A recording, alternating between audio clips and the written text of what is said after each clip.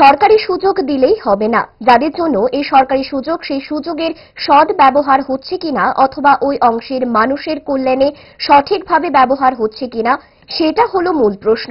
উন্নয়নের প্রশ্নে সরকারি দৃষ্টিভঙ্গি তুলে ধরতে গিয়ে শুক্রবার এই কথা জানিয়েছেন রাজ্যের অর্থমন্ত্রী প্রণজিৎ সিংহ রায়।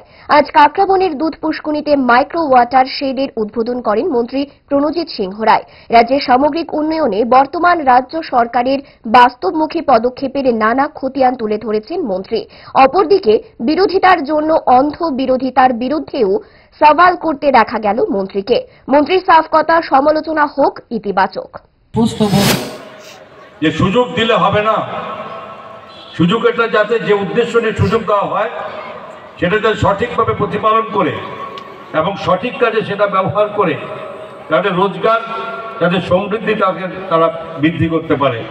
সবচেয়ে বড় জায়গাটা আমার মনে হয় এই জায়গাতে রয়ে গেছে।